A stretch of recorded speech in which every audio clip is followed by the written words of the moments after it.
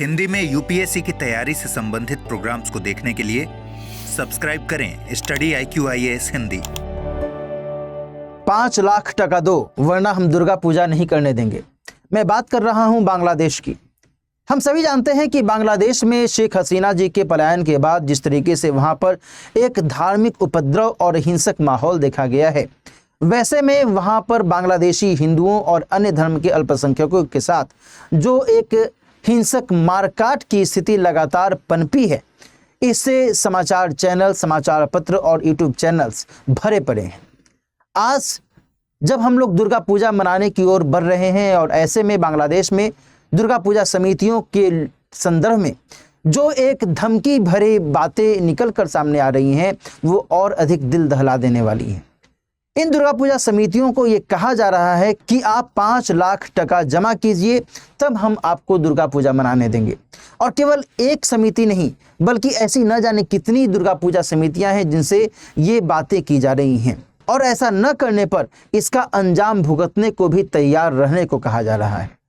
आप समझ पा रहे होंगे कि बांग्लादेश में वर्तमान में अंतरिम सरकार का गठन तो हो चुका है। अंतरिम सरकार के मुखिया के तौर पर मोहम्मद यूनुस काम कर तो रहे हैं, लेकिन वहां पर जो वर्तमान में राजनीतिक और सामाजिक और आर्थिक वस्तु स्थिति है, जो एक भारत और बांग्लादेश के बीच में सौहार्द की स्थिति रहनी चाहिए थी, उसमें एक तीखापन जैसी स्थिति भी सामने आ रही है।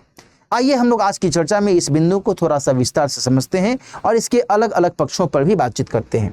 सामने यहाँ पर पैनल पर मैंने मेंशन किया हुआ है उस न्यूज़ के बारे में यहाँ पर जानकारी मिल रही है, जिसमें इस तरीके से कहा जा रहा है कि आप $4200 जमा कीजिए और तब हम आपको दुर्गा पूजा मनाने देंगे। $4200 का मतलब लगभग 5 लाख टका ही हुआ। दोस्तों ध्यान रखिएगा कि बांग्लादेश में जो मुद्रा की इकाई है वो टका के तौर पर जानी जाती है। आगे बढ़ने से पहले मैं आपको ये भी बता दूं कि यदि आप सिविल सेवा परीक्षा की तैयारी कर रहे हैं और आप चाहते हैं कि बेहतर तरीके से जीएस के सभी पेपर को आप अच्छे से तैयार करें और साथ ही आप अपने ऑप्शनल विषय की तैयारी भी बहुत ही बेहतर तरीके से करना चाहते हैं, तो आपका स्वागत है लॉन्ग टर्म बैच के अंतर्गत। और इस बैच के माध्यम से आप अपने जीएस के साथ साथ ऑप्शनल पेपर की भी तैयारी बहुत ही शानदार तरीके से, सिलसिलेवार तरीके से कर सकते हैं। इसके लिए आप दिलीप लाइव कोड का इस्तेमाल कीजिए। इसके जरिए आप मात्र 39,999 रुपीज़ में इस लॉन्ग टर्म बैच का हिस्सा बन सकते हैं और इसके माध्यम से अपनी तैयारी को आगे बढ़ा सकते हैं। तो जल्द से जल्द इस कोर्स को ज्वाइन कीजिए। 27 सितंबर से जीएस के बैच की शुरुआत हो रही है शाम में 6 बजे से। तो जल्द से जल्द इस कोर्स का लाभ उठाइए और अपनी तैयारी को नई दिशा दीजिए। यहाँ पर मैं आपसे बात कर रहा था बांग्लादेश में हिंदुओं की नाजुक स्थिति के बारे में। यहाँ पर जो पूजा समितियाँ हैं, इनको लेकर के जो समाचार आ रहे हैं उसमें ये बताया जा रहा है कि बांग्लादेश में इन पूजा समितियों और इनके सदस्यों को धमकी दी जा रही है कि यदि आपने हमारी बात नहीं मानी तो हम आपको और आपके परिवारों को टुकड़े टुकड़े में बांट देंगे। समझिए कितनी जघन्य बात है। ये उस देश की बात है जहाँ पर अभी कुछ ही दिन पहले भारत और बांग्लादेश के लोकतांत्रिक और सौहार्दपूर्ण संबंध को बहुत अधिक तरजीह दिया जा रहा था, है ना। और आज की स्थिति कुछ अलग ही दिख रही है। दोस्तों यहाँ पर संयुक्त राष्ट्र के द्वारा भी एक टीम का गठन किया गया था और जब वहाँ पर मानवाधिकार के हनन और हिंसक गतिविधियों के बारे में पता चला था तो इस टीम ने वहाँ पर दौरा भी किया था। यहाँ तक कि भारत के प्रधानमंत्री महोदय को अंतरिम सरकार के मुखिया मोहम्मद यूनुस साहब ने आश्वासन भी दिया था कि आपको घबराने की कोई ज़रूरत नहीं है, यहाँ पर हम सब ठीक कर देंगे। यानी कि हम यहाँ पर बांग्लादेशी हिंदू जो रह रहे हैं उनके साथ किसी भी तरीके से कोई भी हिंसक कार्रवाई नहीं होने देंगे, उनकी रक्षा करने का हमारा जिम्मा है। लेकिन शायद उनका जो यह आश्वासन है वह खोखला दिख रहा है और इसी कारण से भारत को अपने लेवल पर चिंता भी जतानी पड़ रही है। हालांकि मैं आपको ये भी संकेत कर दूं कि भारत और बांग्लादेश के बीच में जो संबंध है, जो मैत्रीपूर्ण संबंध पहले से रहा है, इसमें एक अंतराल जैसी स्थिति भी कहीं ना कहीं दिखी है। अभी हाल ही में भारत के केंद्रीय गृह मंत्री श्री अमित शाह ने झारखंड में एक संबोधन भाषण के दौरान यहाँ तक भी कहा कि बांग्लादेश से यदि कोई ऐसा घुसपैठ होता है जो कि झारखंड के लोगों के लिए यदि वह दिक्कत पैदा करता है तो हम उसे छोड़ेंगे नहीं। और इसके बाद बांग्लादेश के द्वारा अमित शाह जी के इस कथन को लेकर के आपत्ति भी दर्ज कराई गई। हालांकि दूसरी तरफ जब हम वैश्विक परिप्रेक्ष्य में बात करें दोस्तों, तो यहाँ पर ध्यान रखिएगा कि बांग्लादेश के वर्तमान में अंतरिम सरकार के मुखिया मोहम्मद यूनुस ने जब अभी हाल ही में संयुक्त राष्ट्र के महासभा में पार्टिसिपेट करने के लिए अमेरिका गए, तो वहाँ पर जो बाइडेन साहब के साथ में उनकी मुलाकात भी हुई और आप देख सकते हैं कि कितने बहुत ही बेहतर तरीके से इनके आपस में बातचीत हुई है।